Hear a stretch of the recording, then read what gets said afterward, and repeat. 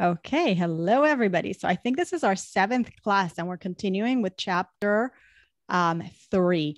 But before we even start inside the text with chapter 3, I wanted to touch up on two things. One is a letter from the Lubavitcher Rebbe that I thought I'm in this WhatsApp group that they send these letters on Emunah, on faith, and Bitachon, trust, like every day. And sometimes when I read, I don't read every day what they said, but sometimes when I do stop and read it and I bump into one that is particularly, you know, emphasizes the idea of bitachon and the concepts that we're learning, I'll mark it.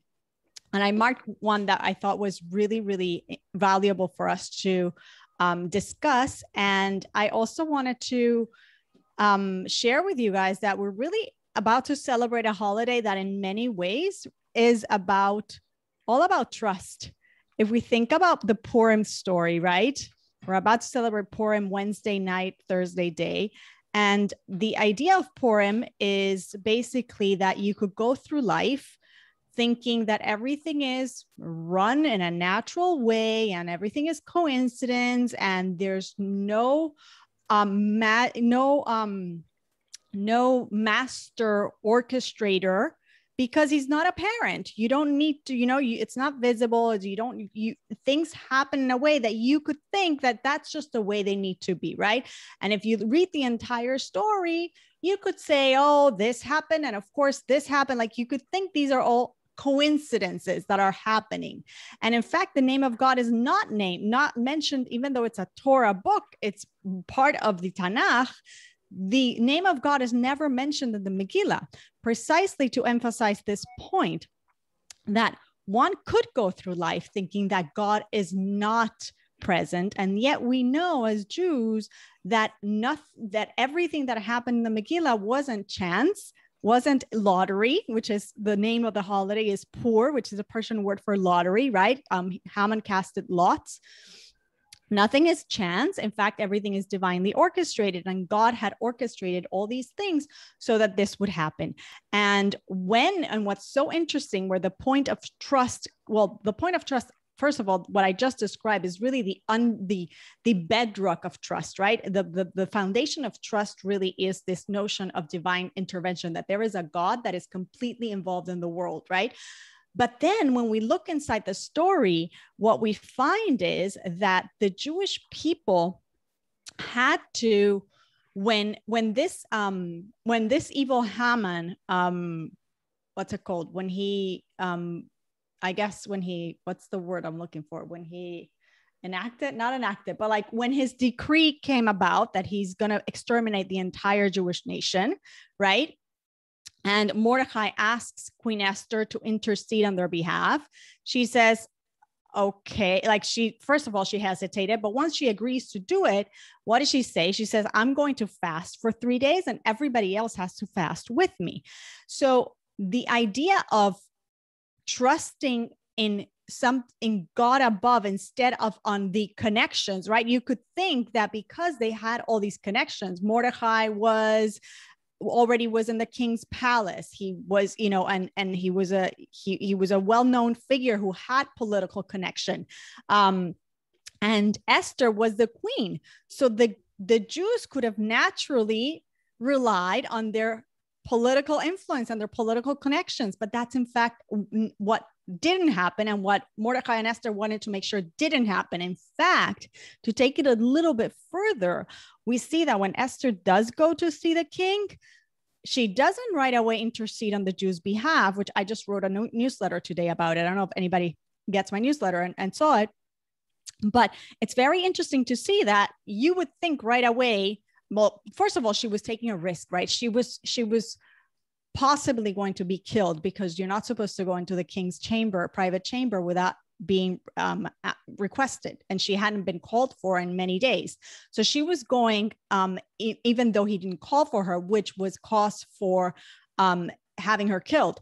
And so she was risking her life. However, if she was going to go risk her life, you would think that had she not been, out with your head instantaneously, at least right away, ask for what you want to ask, right? And yet she didn't do that. She asked for a party, and she invited her husband and her husband's friend Haman to a party, which seems so strange.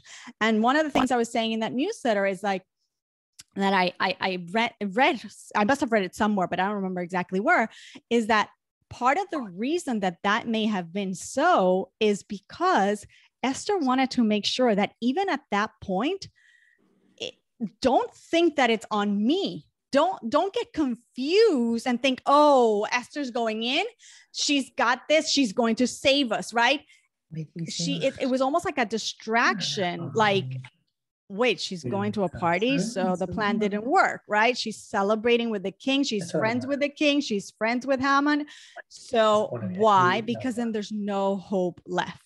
And that's exactly what Esther and Mordecai wanted to make sure that happened, that the Jews understood that this is a time where don't get confused and don't even for a second put your trust in something else, even though it would be so natural, right? It would be the natural thing to do, right? To rely on those who have the political connections, and they're going to save us because it's so obvious. We have a Mordecai who is part of the king's court, sort of, and we have a queen who is Jewish.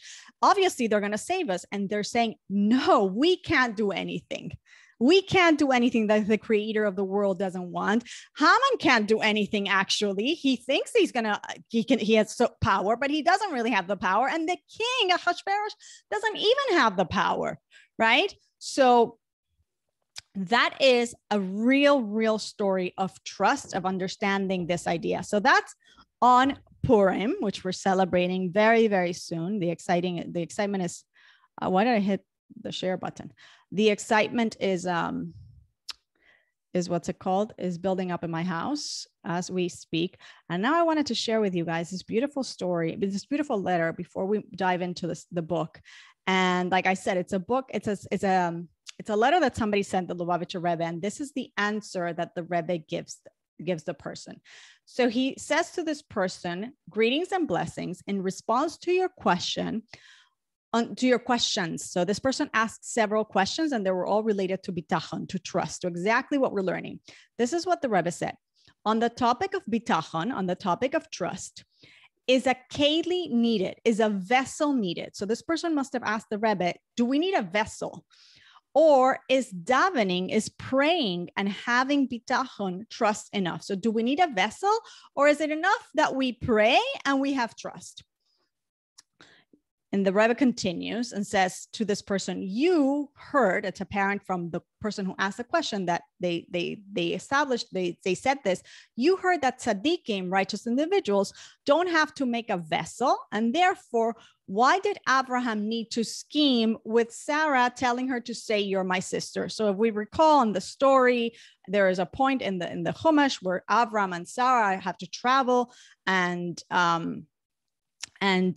when he realizes that in Egypt they are going to want to capture Sarah, if they realize that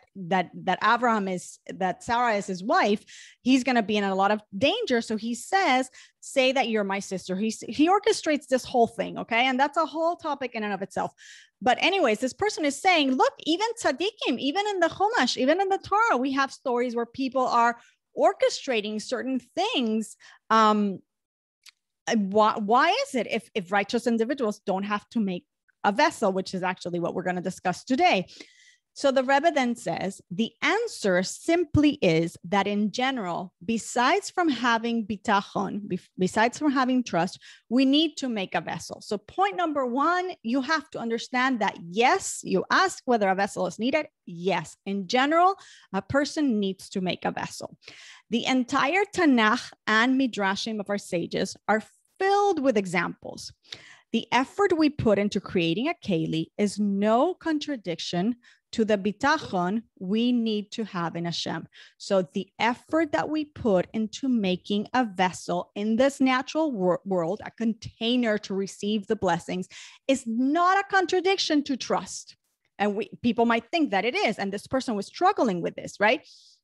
He's saying it's not a contradiction. And now he's going to tell us why. He says, we are taught Hashem, your God, whom in whom you trust. That's a verse, meaning Hashem will bless you, will bless everything that you do, which is another verse. Specifically, not that you can sit there doing nothing, meaning in order for you to exhibit trust, you also have to do, and God will bless you in your doing. So it's not a contradiction. Then he continues and he says, based on this, two things are clear.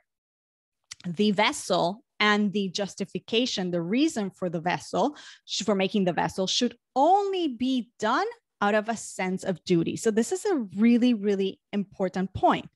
We're only making the effort and creating the vessel in the natural world because it's out of our duty. It's out of our part of being in this relationship with Hashem. He continues to say, if you think the vessel and the effort are really a factor in deciding how much blessing you get, then you are not truly having bitachon. So the minute you think that the vessel, is what's actually going to yield the results, the minute you confuse yourself with that, you're exhibiting that you really don't have bitachon, you don't have trust. So the only reason we're making the vessel, the only reason we're working and doing all these things, and let's say in the case of the Jews, right, calling Mordechai to intercede. Yes, we have somebody who could intercede on our behalf. We have a queen who could intercede. Obviously, we're going to make those phone calls, those political connection phone calls. However, we're going to fast and we're going to pray and we're going to not rely on the vessel. We're going to know that that's just, I have to do it out of a sense of duty that God has says, you have to do something. You have to do something because I need to bless you in what you do. You can't just sit. If you confuse yourself and you think that the vessel in any way is a real factor in whatever comes about, and then you're not really trusting. Then he continues, since we were only commanded to do what we can possibly do, Hashem doesn't ask us to do more than we can. Therefore, if we can't possibly create a vessel, that proves that you don't have to. So what does this mean? This means that if you're trying something and for whatever reason, you can't do it, right? There's an obstacle. You think you're going to go here and then you get the flu and you never went, or you think you're going to get this interview and then something happens and whatever it is, if you're trying to do something and you find that you can't do it, like you can't create that vessel that you thought was going to be the vessel, that's already proof that you don't have to. You don't have to, because God is not asking you to do more than what you can. This, continues the Rebbe, should not weaken your bitachon that your request will be fulfilled. You shouldn't think that because the vessel is not shaping itself, that you should lose your trust. That's just a sign that you don't need to do anything. That right now you don't need to do anything. And then the Rebbe says, okay, that is going to leave us with two questions. She's answering this individual. He says, the two questions are, why have we been commanded to make this vessel if apparently it does not have any real effect? And we're also going to deal with this question today. And what happens if you don't make the vessel? So these are good questions, right? So why do I have to make it if it really has absolutely no effect? And you're telling me don't even think for a second that it's going to have an effect. And then, well, maybe I just don't make it. And what happens if I don't make it? So he says, to answer the first question of why you've been commanded to make the vessel, he says, Chassidut explains that for a very deep reason, sustenance from above must be given through a natural guise in the world of action. So there are different worlds and we live in the world of action. And I'm not going to get into the worlds right now, but suffice it to say that here in this physical world that we know, that human beings know, it's not the world of angels, it's a world of humans, it's a world of action. And there are deep explanations that the Rebbe doesn't get into, that are Kabbalistic explanations of why, in order for the blessing of sustenance to come into this physical world, it has to have a natural guise. It has to have something to contain it. So it's like God has to have an alibi, right? God is always there, creating, but there's like, there needs to be something to make it seem like he's not doing anything. There needs to be something happening in the natural world. So it has to be given through a natural guise in the world of action. Therefore, says the Rebbe, us people who are modeled after our spiritual counterparts must also make a lavush, a garment, by going to work. So because this is the way the world works, so we do exactly how we are part of this world, right? This is what we're going to do. We're going to create the garment, that going to work, doing the thing, so that blessing of sustenance can find its vessel, its guise, so that it could come, it can materialize in the world of action. It doesn't stay just like this blessing that is just a spiritual thing that you can't grasp. Then to answer the second question, which was, well, what happens if you don't make a vessel? What's going to be? So the Rebbe says, if we don't make a vessel, although we are able to, so let's say we're able to make the vessel and we don't do it, our sages said about this, a person should never say that a miracle will be done for him, because a miracle might not be done for him. So this is an important concept. It's very clear that we are not allowed to rely on miracles. We can't say a miracle is going to be made for me. No. That's not how it works. So the Rebbe continues. So not only will this be a lack of bitachon, it will be a lack of trust, it is also cause for punishment, because he is robbing his soul of what he needs to do, because our soul is not allowed to do that. Like we have a mitzvah not to rely on a miracle. So we're going against what our soul wants. Our soul only wants to do the right thing. We're depriving our soul of doing what it's supposed to do, which is, no, we're not supposed to rely on miracles. We're supposed to do the things in the natural world. If he does receive a miracle, which could happen, then what happens is, and again, this gets a little bit like Kabbalistic here, but the Rebbe just spells it out very simply, is it will be taken from his store of merits and will be a burden to his creator. So it's like, it could happen, but just know that there's a very exact accounting, and somehow the fact that a miracle was given to you, it's going to be taken. It's somewhere in the math of how your soul accounting goes here. And then it continues to say that the Rebbe cites many sources in the original letter. I'm not reading from the original letter. I'm just reading from the translation. And here she put that, that there are many sources, which I'm sure expound on this, but I thought it was fascinating that this came into my WhatsApp. And it's exactly so many of the things that we've touched upon, and also some of what we are going to touch today. So let's dive in. We had left off talking about the idea of, the reason for human effort. And Rabbeinu Bachya had given us two reasons for human effort. The first was, if you remember, that God decides there's two reasons why we need to exert effort. Number one, he's going to test us, meaning he gives us a desire to want things out of that we can't provide for ourselves. Like, we're not, Rabbi Tal says, we're not plants. We can't photosynthesize. Like, we can't just stand here and just grasp from the oxygen and the sunlight, and all of a sudden we have food. We have a desire. We have to get our food. And he talks about food, and he talks about drink, and he talks about intimacy, and he talks about all these things that are external to us that we want to get. And so God gives us parameters on how to go about getting them, right? It's the boundaries of halacha. That's why we have a Torah that gives us Jewish law of how to do it, when to do it, right? Which is not all the food is available for you. Not all intimacy is available for you. Not everything in the world at any time you want it is up for grabs. There are ways to do it. And so you're going to be tested to see if you're committed to the relationship. And when you're presented the option, you're going to take the quote unquote kosher option, the option that is fit for you as an individual, and stay away from the things that are not really for you. So that's the reason number one.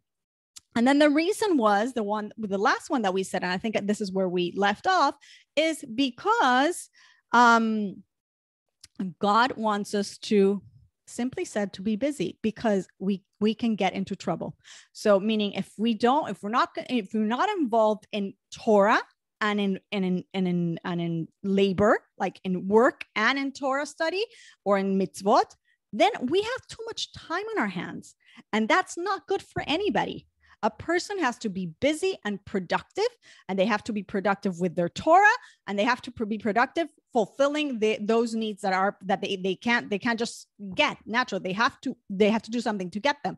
And that will keep a person out of trouble. That will keep a person focused in doing what they need to be doing. And God has done it as a kindness to us. So those are the two reasons why God has created this need for us to do something. Like at least you have to, like, make the bread, or go get a job so that you can buy the flour so you can make the bread. And everybody to different degrees, as we said. And now we're going to talk about that.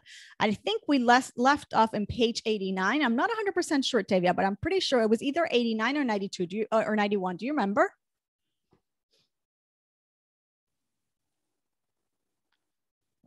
Either way, we can take it off on.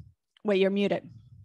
I did make a note that you said next week you would start talking about righteous. Okay. And page 93. Oh, all the way at 93? Yeah, reasons why the righteous suffer. Oh, okay, perfect. Oh, so we're all the way in 93. Okay, so just before we get started with that, so then Rabbeinu Bachya, just to remind you, he told us that then there are people who, those two reasons of why we need to make effort, they don't apply to them. This guy, he is not making the wrong choice, right? He's going to stick to his what God has said. He's going to stick to the parameters of halacha. And in terms of staying occupied, he's occupied with Torah. He's occupied. He doesn't have, like, he would never not be busy with good things. So why then? What happens? What's with him? And so he, that's where we left. I thought that's where we left off. Okay, so that person doesn't have to then do much. Like, he doesn't have to he's completely righteous, so he doesn't have to exert effort. And so now we're going to discuss, well, is that true, Rabbeinu Bachya? You just told us that person doesn't have to exert effort, because these two reasons for why we exert effort don't even apply to him, because he's so righteous. And we all have seen instances in the world where that's not true. There are righteous individuals who have to work really hard to get to make a living, or have a very hard time making a living, etc., etc. Hey, Annette, welcome. And so now he's going to dive into that. So this is not going to get super philosophical, even though it's a philosophical question in Torah that's been dealt with, but he has to address it, because he already told us, no, if you're a righteous individual, this effort situation, you're covered. You don't have to do much effort. Like the example of the Baal Shem Tov that I told you, he just had to knock the door, or Rav Susha, he didn't have to do much, right? But you and I, everybody in this room knows many people who are righteous, and yet they don't have food on the table. So what's going on here? Like, right? And so now he's going to answer it, not in a whole philosophical discussion, but he's going to try to satisfy us enough to get past this question so that he can move on to what he wants to tell us. So if on page 91, oh, wait, you said we're in 93? Okay, so maybe we're in 93. So basically he starts telling us of the different examples of that why a person would suffer. And I think we did this already. And he says that the prophets have asked this before, and it's been asked many, many times in many, many forms. Okay, so now I'm going to go into 93. 93, reasons why the righteous suffer. So I'm in the middle of the page. Nonetheless, I have seen a need to explain this matter, why some righteous people suffer while some wicked people prosper, in such a manner that the explanation should be somewhat sufficient. Because what we had left off saying is, listen, this is a question that's been asked many, many times by many, many people, by many prophets, by many sages. Okay, it's a philosophical question. And the answer is that we can't comprehend it. And I think we did that last week. We know that the real answer, although it's not an explanation, but the answer of the question is there are things that are for humans to get, and there are things that are for God to understand. And you can't bridge it. You're never going to get it. It's beyond our comprehension. However, he feels like he has to at least give us some possibility, not that it explains it fully, but some possibility. And here it is. That should be somewhat sufficient, as he said. I will say that the reasons why the righteous person's livelihood is withheld from him until he exerts himself to obtain it and is tested in it are as follows. Number one, it could possibly be because of a sin that he committed previously for which he was liable to be punished. As the verse says, behold, the righteous man will pay for his sins on earth. So it could be that he did something before, like, yes, now he's a righteous individual, but it could be that so at some point he did something that, that warranted that he would struggle in this area. Number two, there are some righteous people who suffer in exchange for reward in the world to come, as it is written, to benefit you in your end. So we know, we discussed this earlier on in the introduction, that there is an exchange rate, and it's a good exchange rate, even though we don't get it and we don't appreciate it, right? We don't appreciate that, the exchange. But yes, some type of suffering here might be better for us, even though we can't comprehend how, than what otherwise we would get. So it's a really good deal. And so that's what it is. Okay. Number three, there are some righteous people who suffer to show other people the level of tolerance of his suffering and his good demeanor in the service of his creator, so that other people can learn from him, as we know from the story of Eov. So there are people who go through this, and in fact, it's an inspiration to others. And Eov, which is a character in the Torah, and there's a lot to be said on that, but he suffered a great deal, and in a way, he taught us a great deal through his experience, to the point that we learn it till today. So it could be that that's it, that some suffer because it's something that we are going to, the fact that they suffered and they still held strong and steadfast in their relationship and their connection and their service and all of it is something that we can all learn from. Number four, there are some righteous people who suffer due to the wickedness of the people of their generation, and the Creator tests them with poverty, want, and illness to demonstrate to others his piety and service of God. This is in contrast to those other people who don't serve God in spite their peaceful life. So it could, as the verse says, as the verse says, indeed, he bore our illnesses and carried our pain. So basically, it could be the case that it's a wicked generation, and he's just this person is gonna be tested in this way and it's gonna show everybody that he's committed to God, in contrast to other people in the generation relative to him who don't, even though perhaps they are not in the same exact situation. And then the last reason that he gives us, even though he's already told us that it's just to satisfy us somewhat, is that there are some righteous people who suffer because, although righteous in their private lives, they are not zealous for the sake of God and protesting the sins of the people of their generation. As we know from the story of Eli, the high priest, and his sons, about whom the verse says, and it will be that everyone who is left in your house will come to prostrate himself before him for a silver piece and a morsel of bread. So it could be that, yeah, you're totally fine. You're doing great. But really, there were things that you needed to do, specifically reprimand people who were going against the will of God, because that was your position and you needed to take that stance, and you didn't. And then you're going to get punished for that in a way. There's going to be a consequence. And Eli the Cohen, we saw that happened because to him, it's a whole story, but it'd be interesting to learn it one day, not right now. But basically, he needed to have reprimanded his sons who were not behaving in the way that they should have been behaving. And he actually suffered because of that. So he was punished with poverty specifically because he really didn't go and reprimand his children the way he needed to. So if he's given us the reasons why the righteous suffer, now he has to give us the flip side of that, which is the reasons why the wicked would prosper, which also is what we've already, when he told us that the righteous don't have to exert much effort, we're already thinking, wait, but this doesn't make sense, because there are righteous people who suffer, who need to exert a lot of effort, and there are wicked people who just have it super easy. So how does it work, right? So it's trying to satisfy those two, that kind of objection that we might naturally have. So he says on page 95, but the good that God, may he be blessed, performs on behalf of the wicked are for the following reasons. So what are the reasons why the wicked prosper? Why do they get it so easy sometimes? Number one, there are some wicked people who prosper due to their previous good deeds, for which God rewards them in this world, as the verse states, and he repays those who hate him to their face to cause them to perish, which one of the early commentators translated as follows, and he rewards those who hate him for the good deeds that they have performed before him in this world, in order to ultimately destroy them in the world to come. Regardless, the simple explanation to this is that he might not deserve it right now, but apparently he may have some merit. He may have done something that he's getting rewarded for right here in this world.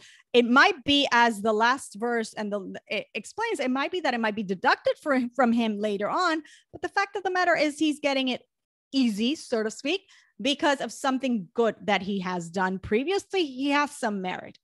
Number two, there are some wicked people whose good fortune is like a deposit to be kept by him, and it remains with him until God will give him a righteous son who will be deserving of it. So it's not for him, it's actually for his son. And right now he's just holding on to that. He's getting a free ride, but only because he's holding on to it as a deposit, because really it's not intended for him. It's intended for his son, because his son is going to be a righteous individual. The wicked person only amasses wealth so that his righteous son can inherit it. As the verse says in Eov, he will prepare and a righteous man will wear them, right? He's just preparing, but it was never intended for him, and somebody's going to get it. Similarly, it says, but to the sinner, he has given an occupation to gather and accumulate, to give to him who is good before God. So he's amassing it now, but really it's for his son. Okay. And that's some of you might be familiar with this, the story of Yosef. Yosef Makir Shabbos, who had a not such a nice neighbor, and I think the story goes, the neighbor was just not a nice person, but whatever it was, he somehow, and Yosef was a very honest guy, and whatever it was, this neighbor was wealthy, and he was quite, kind of braggy about his wealth or something. And one day God made it that, somebody's in the waiting room. One day it happened that he lost his precious stone, his diamond. He hid it under his hat, and the wind blew his hat, and the hat went into the water, and he lost his fortune. Okay. What happens? What happens is Yosef is just a simple man, and he honors Shabbos. That's the name of the story. It's in the Talmud. And Yosef honors Shabbos. And how does he honor Shabbos? He always went above and beyond to buy special food for Shabbos, especially the fish. So what happened? Even though this guy was really nasty in general to Yosef, one day Yosef goes and he buys the fish.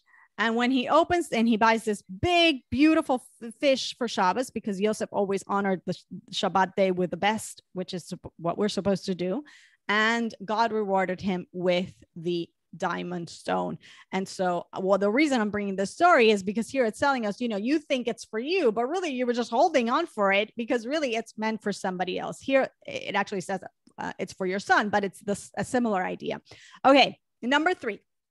It is possible that the wicked person is given good so that it will be the main cause for his death or his bad fortune, as it is written, riches kept by their owner for his harm. So maybe that's actually going to be the cause of his demise, right? So we're thinking, why does he get it so easy? But actually, that's actually part of what's going to destroy him. So that's going to be the punishment for his wickedness. So don't think that that's everything is, what do you say? Rainbows and unicorns. Number 4.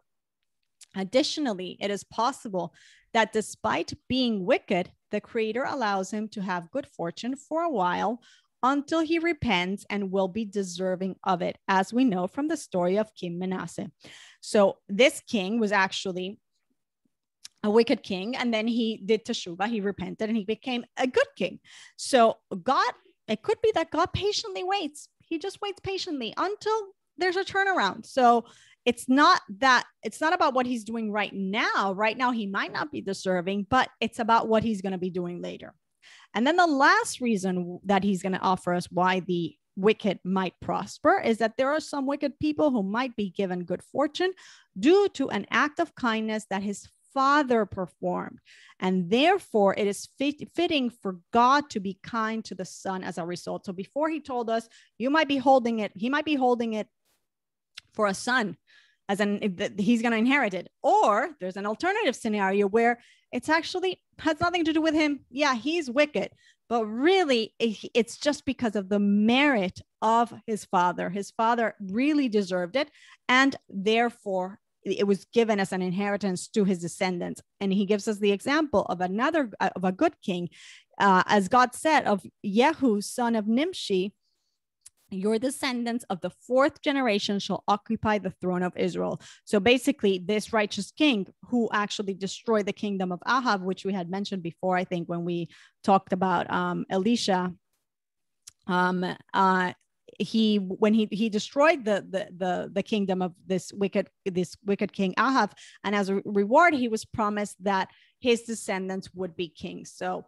and then he continues, page 98. He who walks innocently is righteous. Fortunate are his sons after him. So again, it's talking about the blessing that their children are going to receive. Similarly, it says, I was young, I also aged, and I have not seen a righteous man forsaken and his children seeking bread. Now, last point on this, number 6, is there are some wicked people who God make prosper for the purpose of testing who is pretending to be righteous to deceive others, and who is hiding their wickedness out of fear of other people. So might be that this guy's a complete farce, okay?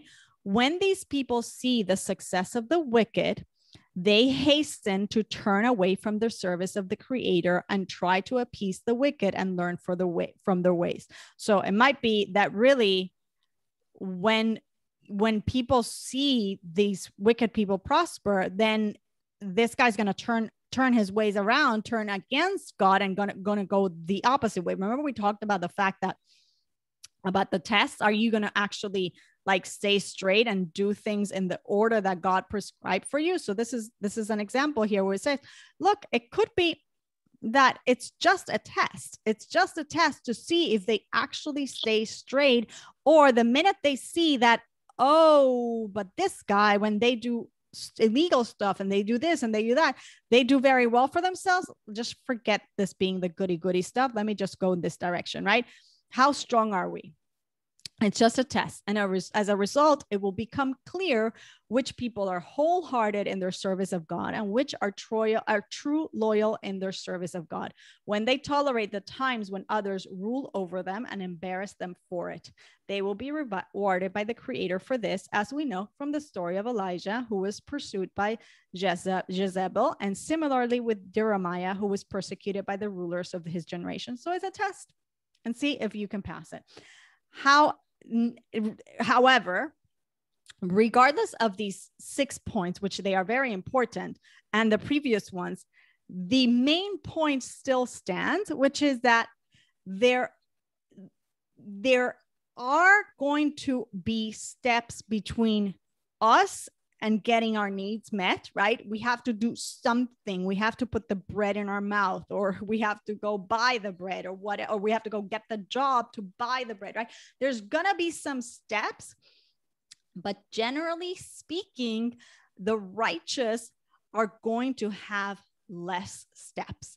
There will be exceptions like we see, but in general, the main point that Rabbeinu Bach is trying to communicate is, listen, the way it works is that the more bitachon, the more righteous a person is, the less steps they're going to have to make. Like we saw in the example I gave you last week of the manna, right? The man fell very close to a person who was a righteous individual, right? Just had to open the door and it was right there. If you were an intermediate, let's say, you had to walk a little bit out, just outside your door. And if you weren't righteous, you had to walk outside the camp, etc. Right?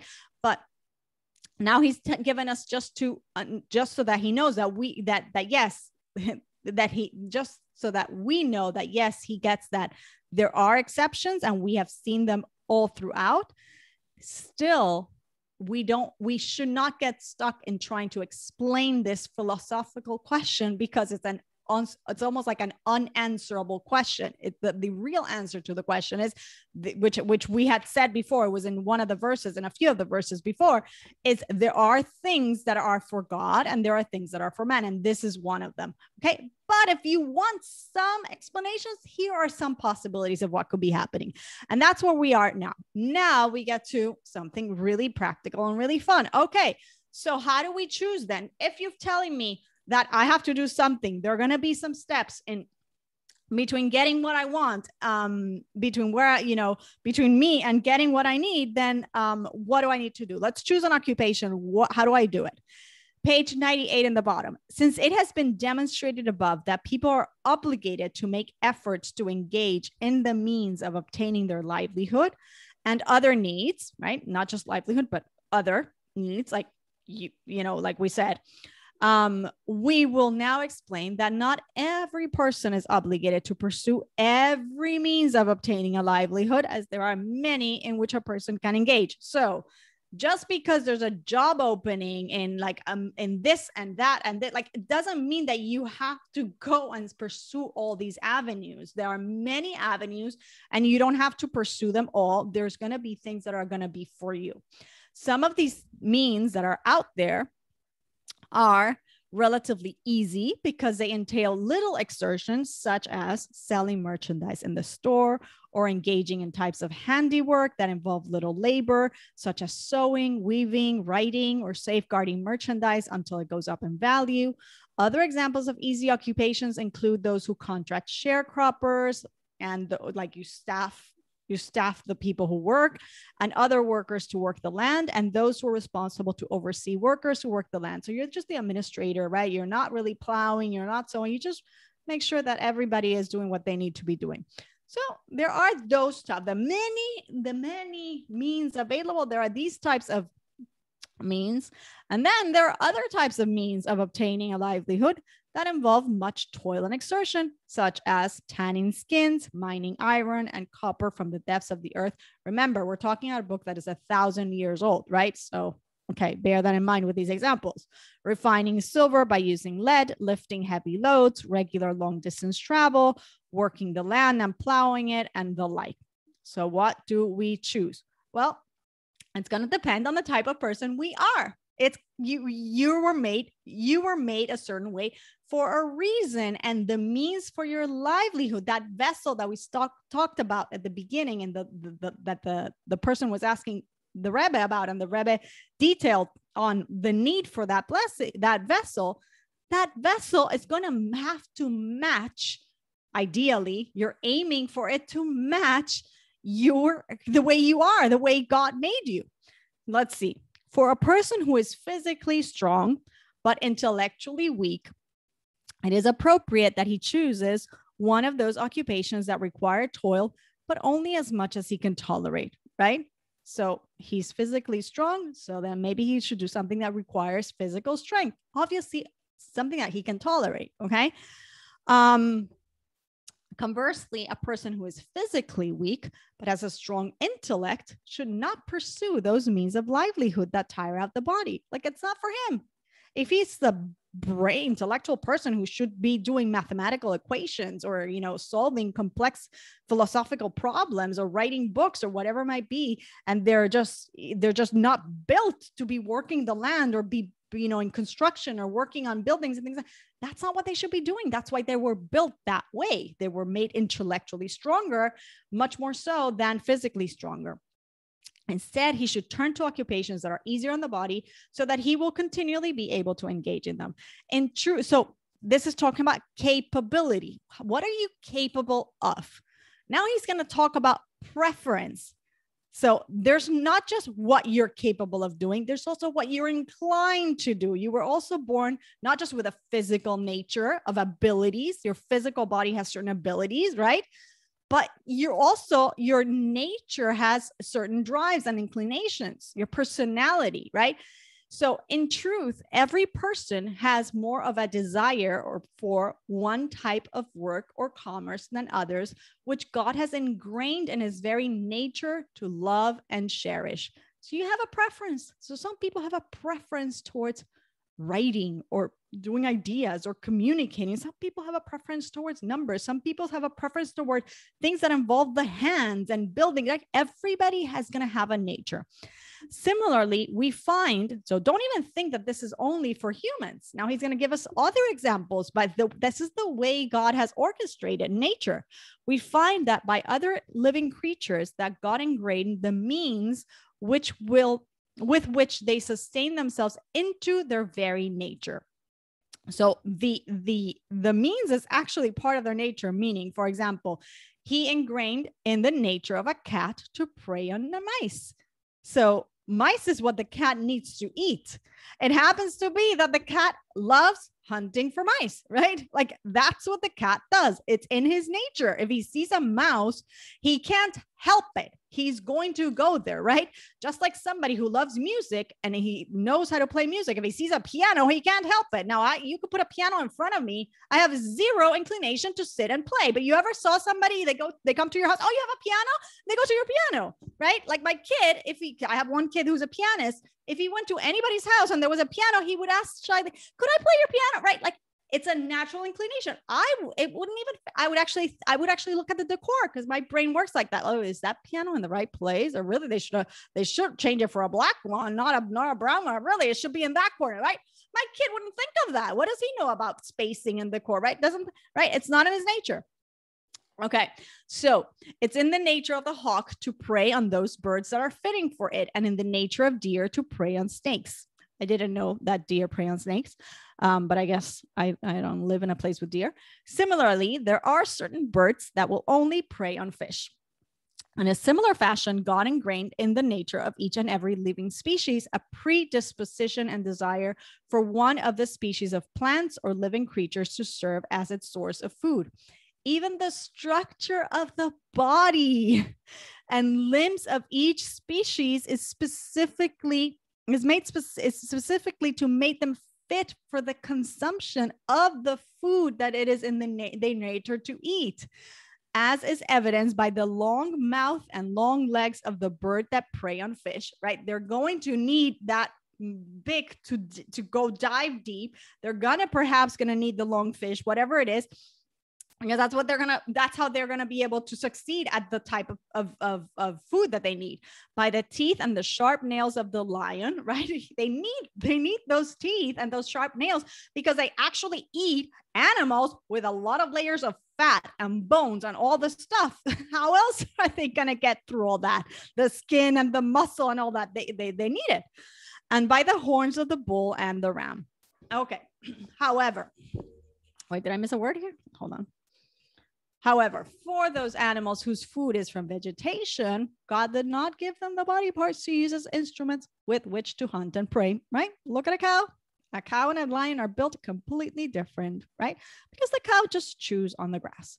In a similar manner, you will find that the various character traits of people and the structure of their bodies are each suited for a specific type of business or work. It's just phenomenal. Like, it's like something like when you read this section of the Gate of Trust, it's like, can everybody go teach this to high schoolers and to kids in college, right? Can everybody go just show them?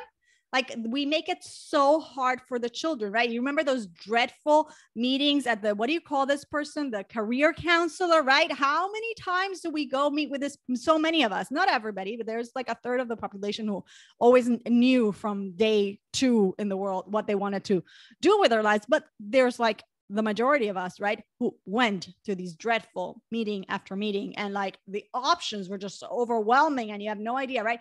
This is so empowering and just gives us so much calm. Like, there is something for you. Do not worry. You were created a certain way. Okay. A person who finds that his character traits are suited for a certain work and that he also desires the work by nature, right? So my character trait was built for in a certain way, and I also enjoy it. I have an inclination towards it, and that his body is suited for it, and that he's able to tolerate the exertion required for it, should pursue it and make it his means of obtaining his livelihood. So he's already told us, you need a means. There's no escaping it unless you're a perfect individual, which none of us are. And even if you are, you know you're going to need it because there's always going to be exceptions, right? You need something.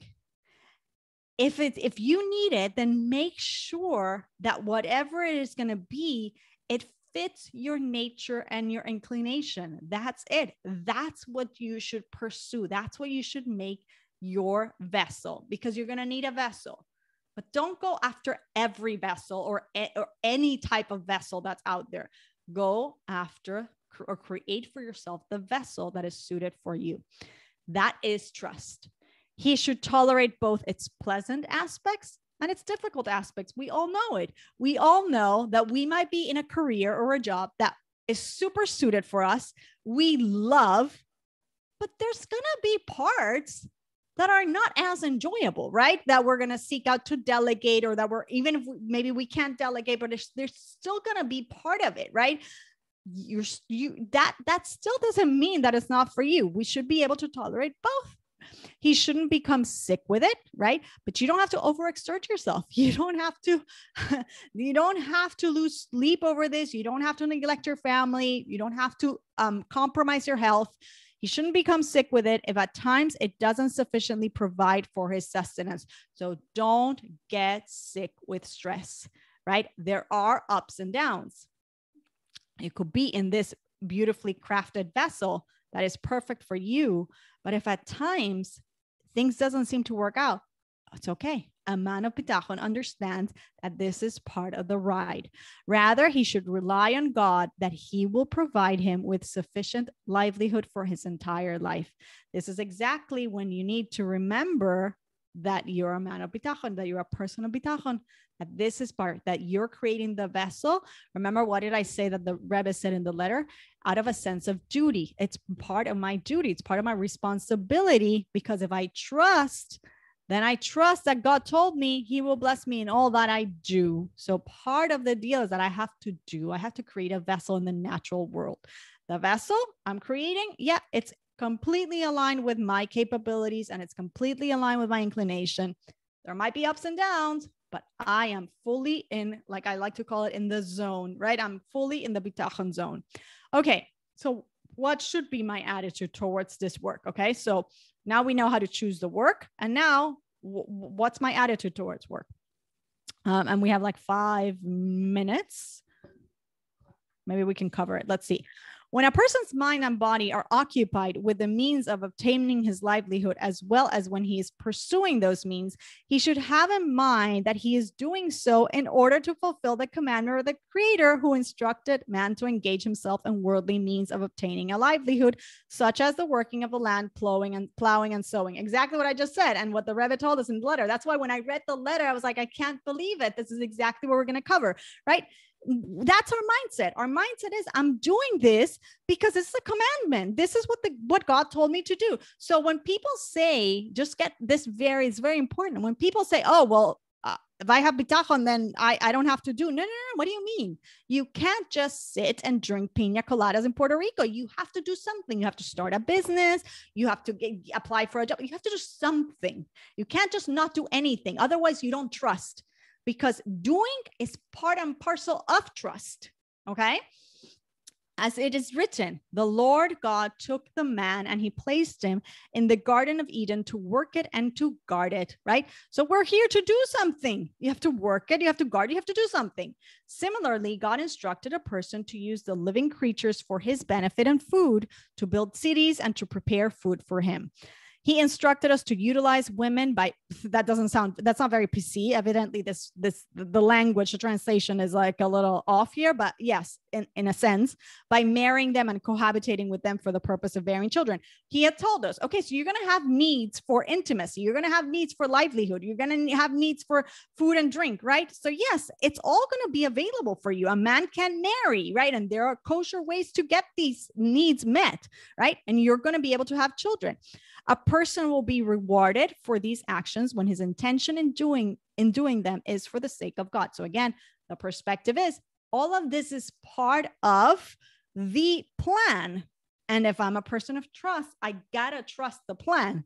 There's no such thing as trusting. We had talked about this before when we talked about the 7 attributes of trustworthiness, right? There's no such thing as trusting, but I don't trust in what you are telling me that is good for me, right? It's part of the plan. He will be rewarded regardless of whether or not he achieves that which he desired. As it is written, if you eat the toil of your hands, you are praiseworthy and it is good for you. And as the rabbis of blessed memory said, all your deeds should be for the sake of heaven. When his intention is for the sake of heaven, his reliance on God will be wholesome, and his efforts in engaging with the various means of obtaining livelihood will not in any harm his trust in God. So it's a mindset. It really is a mindset that, again, it becomes emotional, but he's right now addressing the mindset of how we approach this engagement with work or with satisfying the needs. Like we said, we're not a plant. Like we don't get everything just by standing and absorbing light. Like we have needs that are outside of us, and there are steps in between us and those and fulfilling those needs. So how do I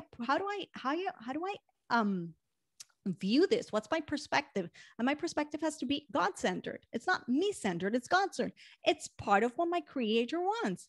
Why he's created the world, the order of the world in this way, we don't know. Again, he could have chosen not to give us any of these desires. He really could have. We already said that, but he didn't. And so this is the way it is, right? A person shouldn't think that his livelihood hinges upon the specific means that he chose for himself. So we're going again, don't confuse yourself. Don't think this is what's going to yield the results. And that were those means to be withheld from him, then his livelihood would not come through other means. So you chose an occupation and it's great and it's exactly in alignment, but don't think that if for whatever reason something doesn't come through or something falls through, I should say, right? For some reason, this was withheld from you for temporary or permanently, whatever it might be, that all of a sudden your sustenance is going to stop. No. Again, don't worry, because God is going to provide, because again, it was never the means. So don't get confused. It's just you're going through the motions, right? You're going through the motions, but that mechanic, so I'm very good at being a lawyer, I really should be a lawyer. That's great, but don't ever think that is, it's that degree that is giving me my sustenance. No, it's not, right? And we talked about the Purim story and the political connections. Instead, he should rely on God that he will sustain him. He should also recognize that from the perspective of the creator, all the various means are equal. This is so important. And that he can sustain him with any of these means that he chooses, that God chooses, at any time that God chooses and in any manner that God decides. So yes, go and be a lawyer because you love the law and because you're good at it and because your brain was made for it, right? But don't worry if that's not exactly how your sustenance is coming from. It might be that your rich uncle decided to sustain you and you make really very little money at the law, right? It doesn't matter. God has so many avenues. So this is why I said we got to teach this to children, right? Just do what you need to do in the way God wants you to do it, because the whole sustenance thing, he has it figured out and he can give it to you in infinite amount of ways. So don't get confused and think that occupation, that means, that vessel is what's responsible for the sustenance. No. You have to make the vessel because you have to do something and because God created you in a certain nature. I was having a discussion with my husband about one of my children was asking, well, why does mommy even have to work, right? And we were having this discussion of how do you answer this question to a child? And the bottom line is, this is the answer, is because God made us creative, productive individuals. And a person has to be busy with something, right? And they have to be busy with something that aligns with their capacities and their inclinations. So it could be volunteering, it could be work, like it has really nothing to do with the money. You have to be doing something that really is in alignment with the way God made you. And yeah, the money comes through that and comes through many, many other ways. So don't ever get confused and think that that God can't provide in other ways. Okay.